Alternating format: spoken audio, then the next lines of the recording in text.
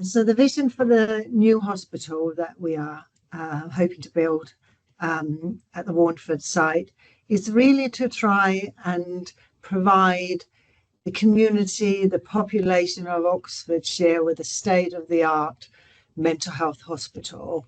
A hospital that not only gives us the right environment for delivering the quality of care, the excellent quality of care that we want to deliver, but also a facility for the community that is open, that is light, where people can come for help, where the environment is one that is healing, and where there are good therapeutic spaces, there is calm, and there is peace and the presence of nature throughout the building.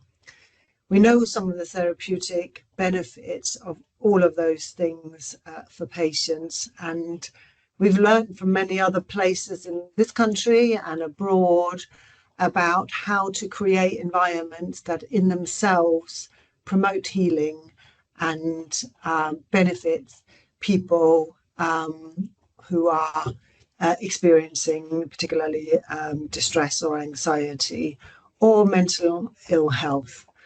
The other thing is we want an environment that's good to work in, environment that's good for people, not just patients, but for staff and from the general public, for visitors who come in. So we want an environment that is open, an environment that encourages there to be a free flow of people in and out, that there are no hard boundaries, that people can interact with each other freely, and where those very important relationships between staff and patients can be supported in a therapeutic sense.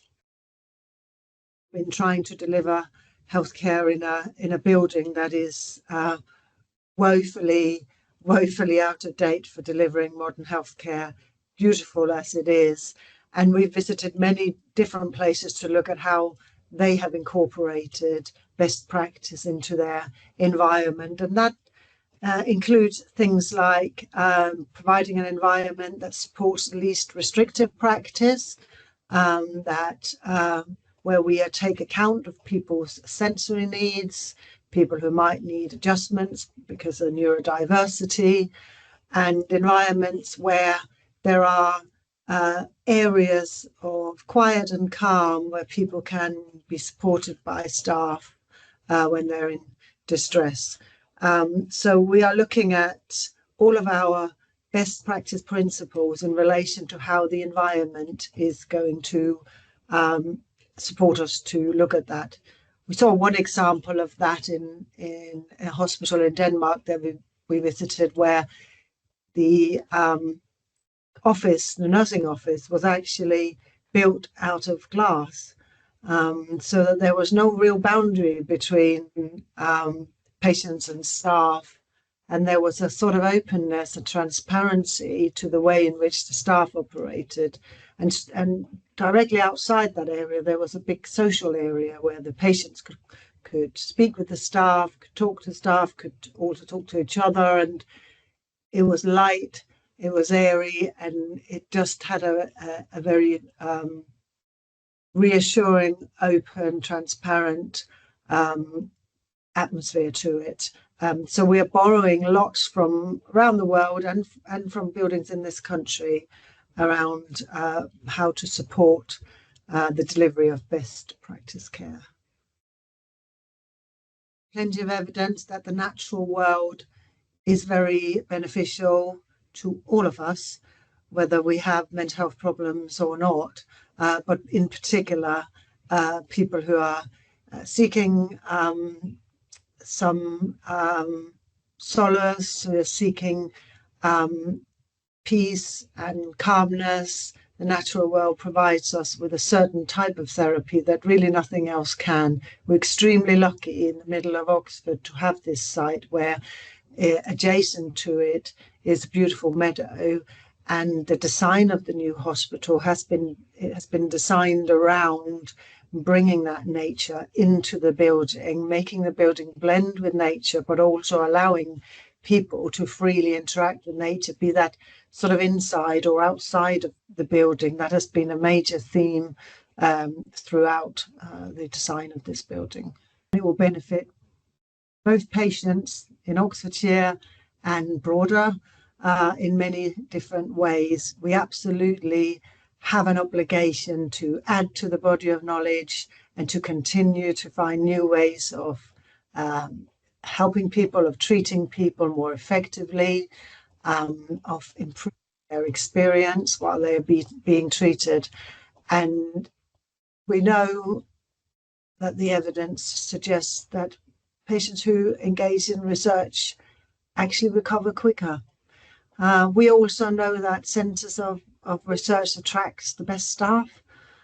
So we will be we hope to be an attractive place to work, not just from the environment point of view, but also in terms of the interaction between practice and research. And I guess that's the final point, really, is that, you know, the research agenda needs to be set by the needs of the population and the people and the patients we are trying to treat.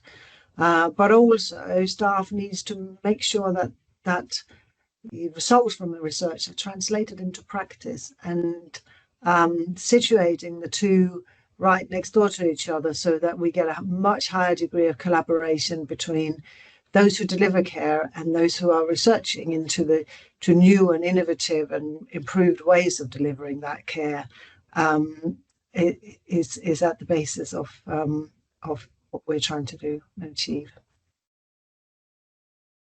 Heart of all research is to make sure that when you offer it to people, they have a good understanding of what it entails and the benefits. And we certainly have an ethical responsibility to make sure that, you know, people are not hurt by the research that we do, and that they are fully informed and have an absolute choice about whether to take part or not.